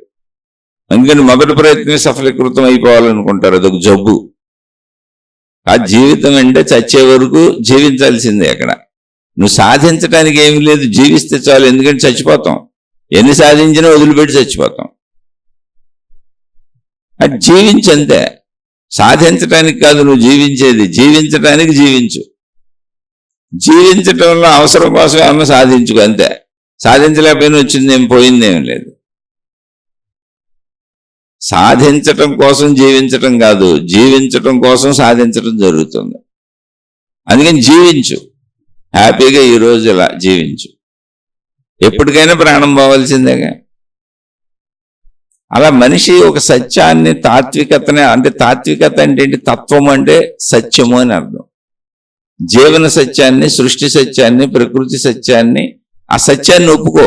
ఏ మహిమల మాయలు జరిగిపోయి నాకు అన్ని లాభాలు వచ్చేయాలి, నాకు నష్టాలు జరగకూడదు, నాకు కష్టాలు జరగకూడదు అనేటువంటి అవాస్తవిక విషయాల వైపు వెళ్ళక. అవే మహిమలు మాయలు, అద్భుతాలు. అందుకే అవి లేవు లేవు లేవు అని చెబుతూ ఉంటాను. వాటిని నమ్మకండి నమ్మకండి నమ్మకండి అని చెబుతాను. ఎందుకంటే ఒక సిగరెట్ స్మోకింగ్ ఎలాంటిదో, ఒక మందు తాగటం ఎలాంటిదో, ఒక ప్యాకెట్ ఎలాంటిదో, ఒక వ్యభిచారం ఎలాంటిదో, ఒక మాదక ద్రవ్యాల వ్యసనం ఎలాంటిదో, ఈ వ్యసనాలు ఉన్నాయి, వదలలేకపోయే వ్యసనాలు ఉన్నాయి, అవన్నీ ఎలాంటివో మహిమలు మాయలు అద్భుతాలు అటన్నిటికంటే పెద్ద వ్యసనము, చాలా ప్రమాదకరమైన వ్యసనం. నాకేదో జరిగిపోవాలని ఇంక అందరి చుట్టూ తిరుగుతుంటారు. తాళ్ళు, తాయెత్తులు, రంగురాళ్ళు, ఉంగరాలు, ఏది ఇస్తుంటే అది ఎవరిది, ఎవరు ఏది చెబితే అది అక్కడికి వెళ్ళిపోతారు, పరుగులు పెట్టేస్తారు. ఎవరేది చెప్తే అది నమ్ముతారు. ఏంటి? నిరంతరం నాకు లాభం జరగాలి. అంత స్వార్థమా? ఒరే, లాభానికి కూడా అద్దు ఉంటుంది కదా. చక్కగా అన్నం తిను, హాయిగా తిను, హాయిగా కట్టుకో, హాయిగా పడుకో, హాయిగా నీ కుటుంబ సభ్యులతో ఆనందించు, ఉన్నదాంతో తృప్తిగా ఉండు, నీ ప్రయత్నంతో దొరికిన దాంతో చక్కగా ఆనందంగా ఉండు. ప్రయత్నించుకోవటానికి 1 అడుగు, 2 అడుగులు, 3 అడుగులు, 4 అడుగులు ముందు వరకు ఆలోచించు. అడుగులు సరిగ్గా పడిపోతే మార్చి ఇంకో అడుగులు వేసుకుందాం. ప్రపంచం ఎంత విశాలంగా ఉంది, సృష్టి ఎంత విశాలమైంది అంటే ఎన్ని కోట్ల ప్రయత్నాలైనా చేసుకోవచ్చు. ఎన్ని రకాలుగా మార్చైనా ఇక్కడ ప్రయత్నించుకొని మళ్ళీ సాధించుకొని బతకొచ్చు. మనం సాధించేది జీవించడానికి, బ్రతకడానికి తప్ప బ్రతుకుని పాడు చేసుకోవడానికి కాదు. మనకో మంచి కోళ్ళు, మనకో మంచి కూతురు, మనకో మంచి కొడుకు, మనకో మంచి అల్లుడు, మనకో మంచి భర్త, మనకో మంచి భార్య, మనకో మంచి తల్లిదండ్రులు, మనకో మంచి పిల్లలు, మనకో మంచి మిత్రులు, మనకో మంచి బంధువులు. వీళ్ళందరూ ఎందుకంటే జీవించటానికి. ఇప్పుడు వీళ్ళందరూ మంచివాళ్ళు కాదు, మనం చచ్చిపోతామేంటి? వీళ్ళని వదిలేసి మంచివాళ్ళు ఎత్తుక్కుంటాం. దారులు బోళ్ళు ఉన్నాయి. చచ్చిపోకూడదు. మంచి భర్త దొరకపోతే చచ్చిపోకూడదు, బాధపడిపోకూడదు, దుఃఖపడిపోకూడదు, వదిలిచ్చేసుకుందాం. మంచిగా కదా చూడు, చిన్న చిన్న విషయాలకు ఘర్షణలు పడకు. అలాగే మంచి భార్య, ఎక్కడైనా ఏ బంధంలో అయినా మంచి లేకపోతే దాన్ని సరి చేయడానికి ప్రయత్నించు, సర్దుకోవడానికి ప్రయత్నించు, కుదరకపోతే వదిలేసి హ్యాపీగా బ్రతుకు. వదలటం నేర్చుకో. అలాంటి చిన్ననాటికి వదిలేమని నేను చెప్పట్లేదు. అసలు భయం ఉండని మనసు తయారవ్వాల్సింది ఇలా. లేదా వీళ్ళు ఇంతే అని వదిలేసి నువ్వు హ్యాపీగా ఉండటం నేర్చుకో. ఏదో ఒకటి నేర్చుకో. నువ్వెక్కడ దేన్నైనా, అంటే ఒక భర్త కావాలనుకున్న, ఒక భార్య కావాలనుకున్న, పిల్లలు కావాలనుకున్న, కుటుంబం కావాలనుకున్న, డబ్బు కావాలనుకున్న, మనుషులు కావాలనుకున్న, బంధుమిత్రులు కావాలనుకున్న, నువ్వు బ్రతకడం కోసం ఆ విషయం మర్చిపోబాకు. వీళ్ళు ఎవరూ లేకపోతే నేను బతకలేను, ఇళ్ళలో ఎవరికేమన్నా అయితే నేను బతకలేను, నేను చచ్చిపోతాను అనే అంత బంధము, అనే అంత భయము పెంచుకోబాక. అది నువ్వు బతకడానికి ఎన్ని అవసరం. అవి లేకపోతే నువ్వు పోవటం ఎందుకు? కొత్తవి తయారు చేసుకుందాం. సృష్టి అంతా మార్గాలే, సృష్టి అంతా దారులే, సృష్టి అనంతంగా ఉంది. అన్ని కొత్త తయారు చేసుకోవచ్చు. అందుకని ముందు నేను బ్రతకటానికి ఇవన్నీ చేస్తాను. నీకంటే పని గొప్పది కాదు, నీకంటే డబ్బు గొప్పది కాదు, నీకంటే వస్తువులు గొప్పవి కాదు, నీకంటే బంగారం గొప్పది కాదు, నీకంటే అసలు ఈ సృష్టి గొప్పది కాదు. సృష్టిలో ఉన్న సంపదల మాట దేవుడు, సృష్టి గొప్పది కాదు. ఎందుకనంటే నువ్వు ఉండి అనుభవిస్తేనే ఈ సృష్టి నీకు అవసరం ఉంది. సృష్టి గొప్పది, సృష్టిలో ఉన్న వస్తువులు గొప్పవి, సృష్టిలో ఉన్న మనుషులు గొప్పవాళ్ళు, సృష్టిలో ఉన్న విషయాలు గొప్పవి ఎప్పుడని నువ్వు భావించుకుంటావు? అసలు నువ్వంటూ ఉండే అవి కావాలనుకున్నప్పుడు, నువ్వే లేకపోతే. అందుకని ఇక్కడ గొప్పతనం నీకుంది. నువ్వు ప్రాథమికంగా నీ మనసుని స్థిరంగా ఉంచుకో, నిన్ను నువ్వు సెటిల్డ్గా ఉంచుకో, నిన్ను నువ్వు హాయిగా ఉంచుకో. అలా ఉంచుకోవటానికి వీళ్ళందరూ లేకపోతే నేను చచ్చిపోతాను అనుకోబాక. అసలు ఎవరు లేకపోయినా నువ్వు బతకడం అలవాటు చేసుకో. అదే ఆధ్యాత్మికత, ధ్యానము, తపస్సు. అందుకే ధ్యానము తపస్సు కుదరదా? ఊరికనే కూర్చొని నామజపం చేయి. కాసేపు నీకు నచ్చిన దేవుణ్ణి తీసుకో, నామజపం చేయి. లేదు నచ్చిన ఒక దైవీ పుస్తకం చదువుకో. ఒక ఆలంబన, దైవత్వం అనేది మనసుకు ఆలంబన. ఇటువంటి పిచ్చి పిచ్చి పరుగులు పెట్టే మనసుకి ఆలంబన అంతే. ఎందుకని దేవుడు అనేటువంటి వ్యక్తి ఎవరు లేరు అక్కడ. అది శక్తి, విశ్వశక్తిని భావన తీసుకున్నాం.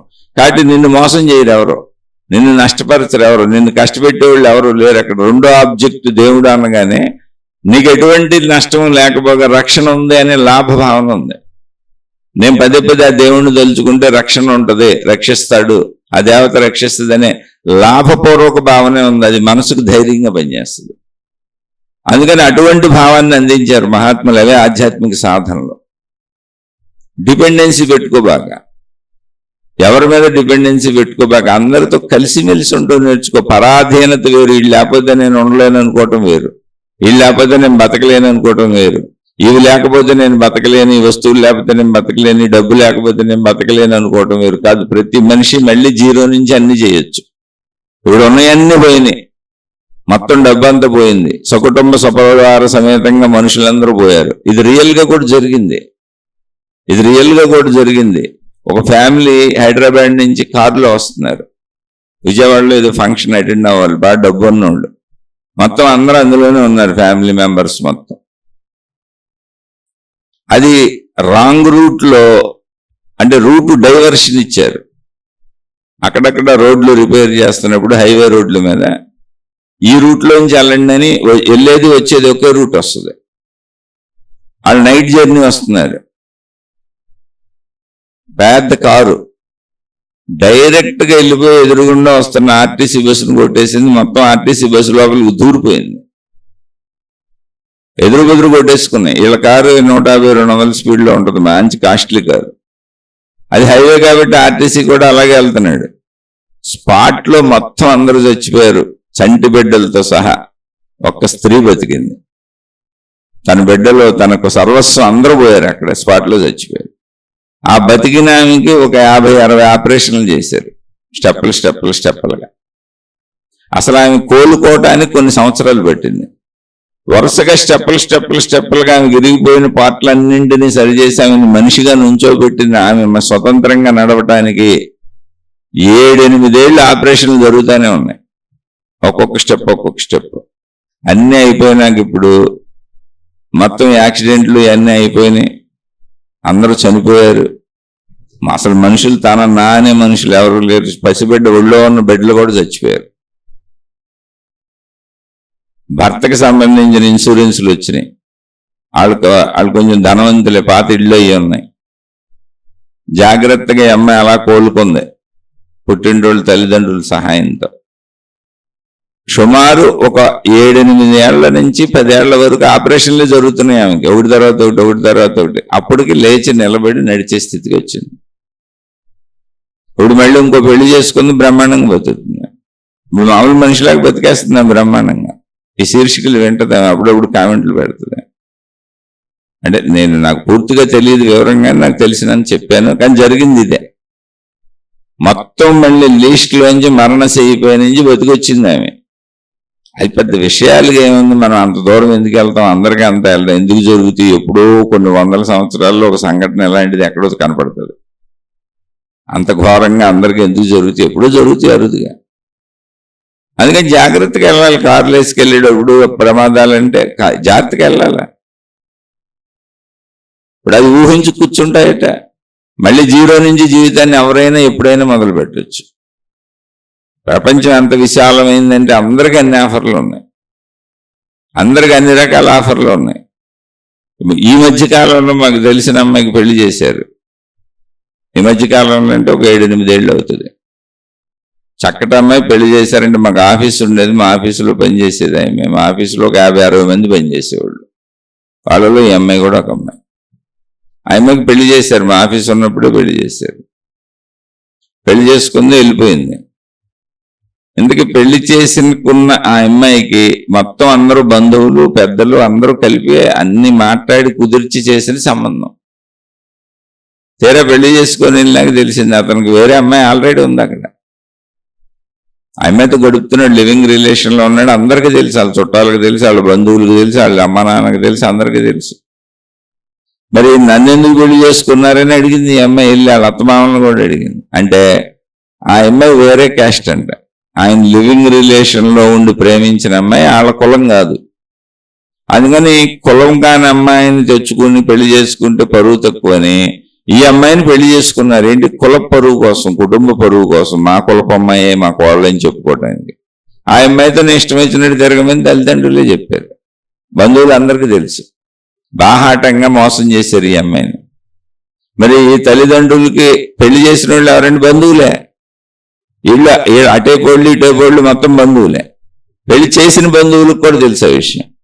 ఒకేళ్ళ తల్లిదండ్రులు ఈ అమ్మాయికి తప్ప మిగిలిన అందరికీ తెలుసు, కానీ ఎవరు చెప్పలేదు. పెళ్లి జరిగిపోయింది మామూలుగానే.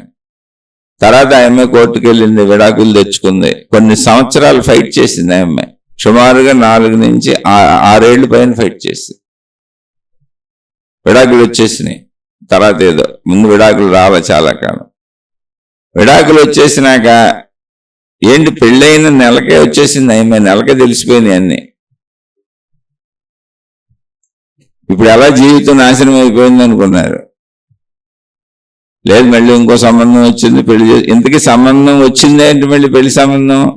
ఈ పెళ్లి సంబంధాలు కుదురుస్తున్నప్పుడు వీళ్ళ బంధువుల్లో ఎవరైతే సంబంధాలు కుదుర్చారో వాళ్ళే వాళ్ళ అబ్బాయికి చేసుకున్నారు ఈ అమ్మాయిని. ఎందుకంటే సంబంధాలు కుదురుస్తున్నప్పుడు ఆ అబ్బాయి అమ్మాయిని చూసి ఇష్టపడ్డాడు, అయితే వేరే అతనికి పెళ్లి చేశారు. అతను ఇప్పుడు నేను చేసుకుంటానన్నాడు, వాళ్ళ ఇంట్లో వాళ్ళు వద్దన్నారు. అలా ఒక సంవత్సరం నడిచింది. అవును కాదు అంట. సంవత్సరం తర్వాత అందరూ ఫిక్స్ అయిపోయి పెళ్లి చేస్తారు. ఇప్పుడు వాళ్ళు చాలా హ్యాపీగా ఉన్నారు. అలా కొన్ని జరుగుతాయి జీవితాల్లో, మళ్ళీ అది మారిపోతూ ఉంటుంది. ఎప్పుడు భయాలను ఊహించుకోవాకండి, ఇవి కూడా అందరికీ జరగవు. ఇప్పుడు నేను ఈ అమ్మాయికి ఇలా జరిగిన విషయం 1,00,000 మందిలో ఒకళ్ళకు, 1,00,00,000 మందిలో 10 మందికో జరుగుద్ది అంతే. ఆ 1,00,00,000 మందిలో 10 మంది నేనే అవుతానేమో అనుకునే వాళ్ళ మనసుని ఇంకెవడేం చేయలేడు. అది ఒక చెత్త మనసు. చెత్త మనసును సరి చేసుకోవడానికి ఆధ్యాత్మిక జ్ఞానం కావాలి. అందుకని మనం తెలుసుకోవాలి. ఇలా ఆదుర్దాలతో పరుగులు పెట్టకూడదు. ప్రశాంతంగా ఉండండి అంటే అది. ఇప్పుడు వర్తమానంలో ఉండండి, మీకున్నటితో సంతృప్తిగా ఉండండి, ఉన్న మనుషులతో ఇలా ఉండండి. ఎవరున్నా లేకపోయినా మీతో మీరు ఉండటం అలవాటు చేసుకోండి. నాతో నేను, తనతో తాను, నాలో నేను, నాతో నేను, తనలో తాను, తనతో తాను ఉండగలిగిన వాళ్ళకి అసలు ఎప్పటికీ భయం ఉండదు. ముందు అది అలవాటు చేసుకోండి. కాసేపు సెల్ ఫోన్లు పక్కన పెట్టేయండి, టీవీలు పక్కన పెట్టేయండి, మనుషులందరినీ పక్కన పెట్టేయండి.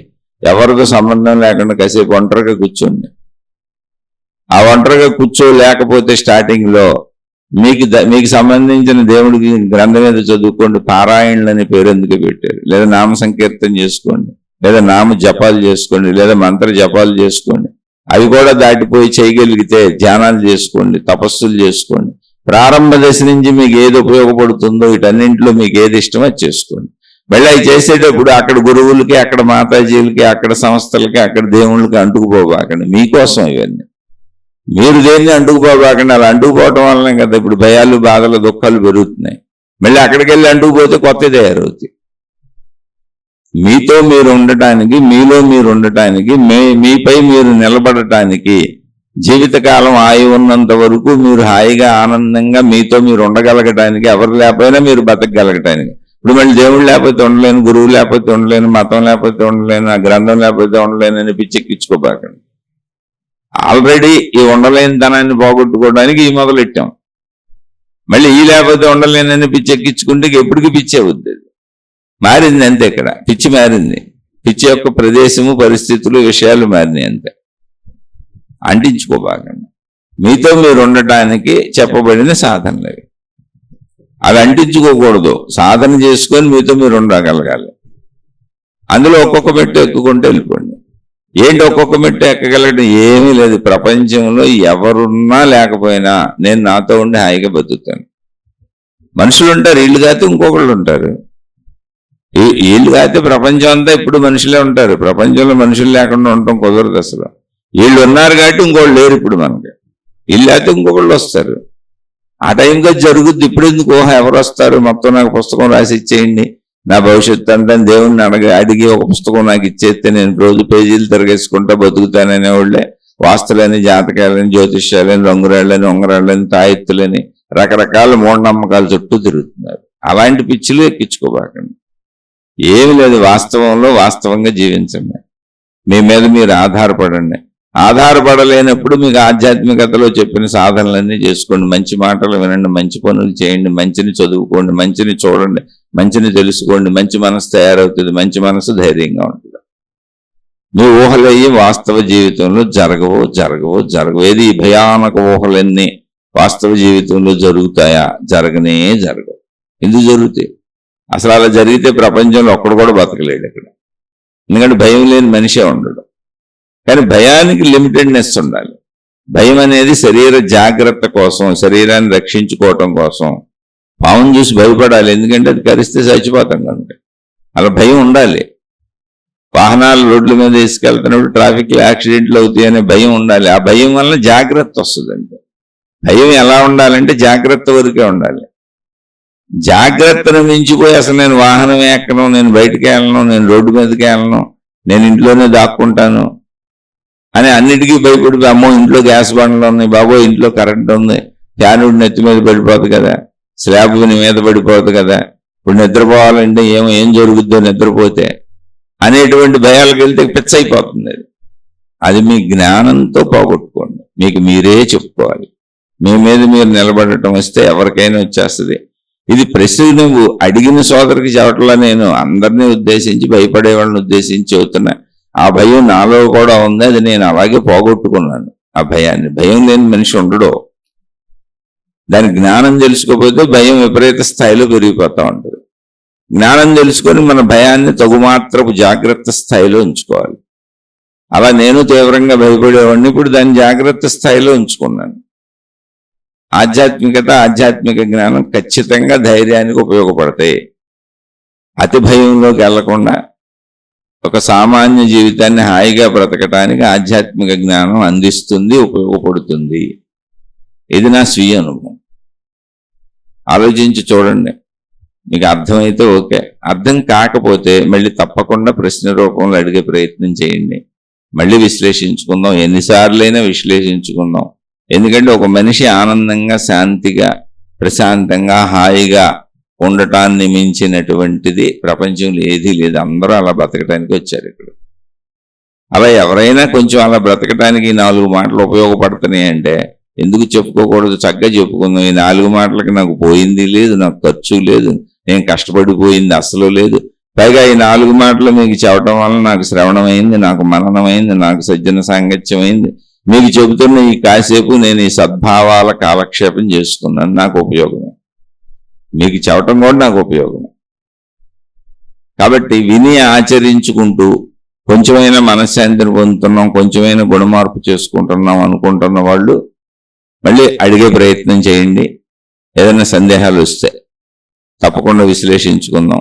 ఇక ఇది నచ్చని వాళ్ళు, అసలు ఇది ఇష్టపడని వాళ్ళు, అకారణంగా ద్వేషాలు పెంచుకునేవాళ్ళు, అమ్మ మీ పాదాలకు నమస్కారం, అయ్యా మీ పాదాలకు నమస్కారం, నేను అతి సామాన్య మానవుణ్ణి, నాలో ఎటువంటి గొప్పతనం లేదు, నేను అతి సామాన్యంగా సాధారణ స్థితిలో జీవిస్తున్నాను, నేనే గురువుని కాదు, నేనే స్వామిని కాదు, అసలు నేను ఎవరికి ఏ విధమైనటువంటి ఇబ్బంది కలిగించేవాడిని కాదు, ఎవరికి పోటీ కాదు, నన్ను వదిలేసి హాయిగా మీ మార్గాల్లో మీరు సాగిపోండి.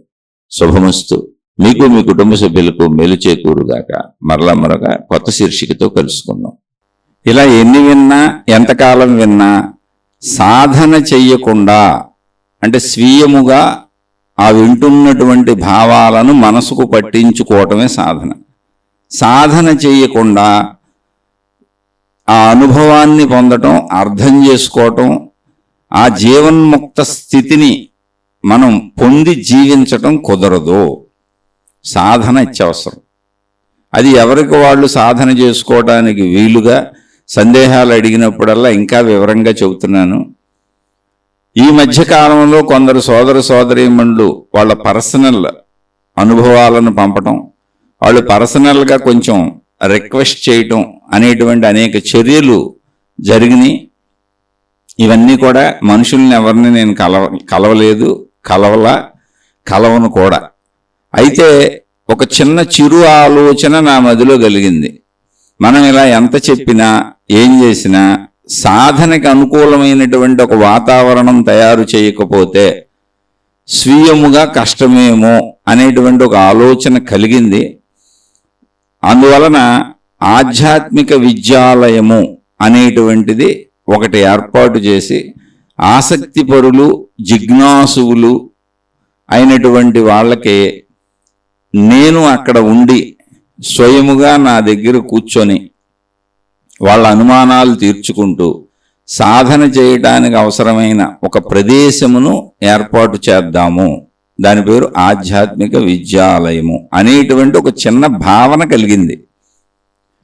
అయితే ఈ భావన ఆచరణకు తెస్తానా తేనా అనేది కాల నిర్ణయము, విశ్వశక్తి నిర్ణయము, ఆత్మశక్తి నిర్ణయము, ప్రాణశక్తి నిర్ణయము, దైవ నిర్ణయము. ఎందుకనంటే ఇలా మంచి చేద్దామని బయలుదేరిన వాళ్ళు ఎందరో, ప్రజలకేదో మేలు చేద్దామని బయలుదేరిన వాళ్ళు ఎందరో డబ్బులో చిక్కుకుపోయారు, భక్తులు శిష్యులు అనేటువంటి భావాలలో చిక్కుకుపోయారు, గురుత్వము అనే భావాల్లో చిక్కుకుపోయారు, మహాత్ములు అనేటువంటి పేరుల్లో చిక్కుకుపోయారు. రకరకాలుగా వేల వేల వేల ఎకరాలలో ఆశ్రమాలు కట్టడం, ఇవి నావంటం, ఒక సమూహాలు ఏర్పాటు చేయటం, దేవుళ్ళను చీల్చేయటం, మతాలు చీల్చేయటం, మళ్ళీ వీళ్ళు కొత్త మార్గాలు పెట్టేయటం, ఇలా అనేక రకాలుగా ముక్కలుగా మళ్ళీ ఆధ్యాత్మికతను నరికేసుకుంటూ దైవత్వాన్ని ముక్కలుగా చేసేస్తూ ముందు మంచి ఉద్దేశంతోనే బయలుదేరిన వాళ్ళు అలా అయిపోయిన వాళ్ళని నేను చాలామందిని చూశాను. అంటే అటువంటి వాళ్ళకి కొంచెం దగ్గరగా కూడా ఉన్నాను నేను. అందువలన అసలు మనిషి లేకుండా చెప్పాలి, మనకు సొంత గుర్తింపు ఉండకూడదు, మన సొంత పేరు ఉండకూడదు, ఎందుకు ఇప్పుడు మన గుర్తింపుతో అవసరం ఏంటి అనే భావనతో ఇలా చెప్పడం మొదలుపెట్టాను. అయితే ఎంత చెప్పినా ఎన్ని విన్నా స్వీయ సాధన లేకుండా అది కొంచెం అసాధ్యమైన విషయమే. ఈ విషయాన్ని కొంతమంది సోదర సోదరీమణులు నాకు మెయిల్స్ ద్వారా వాళ్ళ అభిప్రాయాలను తెలియజేయటం, అది కొంత నాకు కూడా ఆల్రెడీ ఆలోచన ఉంది, కానీ నేను పాడైపోతానేమో జనంలోకి వెళ్తే అనే ఉద్దేశంతో. అసలు ఇంతకీ నేను పాడైపోతానేమో జనంలోకి వెళ్తే, అందుకని జనంలోకి వెళ్లకుండా నా గుర్తింపు లేకుండా చెబుదాం అనేటువంటి విధానంలో ఇప్పుడు చెబుతున్నాను. కానీ నిజంగా ఒక ఆధ్యాత్మిక విద్యాలయం అని ఒక స్థలం ఏర్పాటు చేసి, ఒక ప్రదేశం ఏర్పాటు చేసి అక్కడ కూర్చొని అందరికీ అందుబాటులో ఉండి ఆసక్తి ఉన్న వాళ్ళు వచ్చి నేర్చుకోవటానికి వీలుగా ఏర్పాటు చేస్తే బాగుంటుంది అన్న తలంపు ఒకటి కలిగింది. మరి ఇది చేస్తానో చేయనో తెలియదు, ఎందుకంటే ముందు నేను పాడైపోకూడదుగా. మళ్ళీ నేను గుర్తింపులకు లోనయ్యి పెద్ద నేను మళ్ళీ ఒక సమూహాలు తయారు చేసి అలాంటివి చేయకూడదు.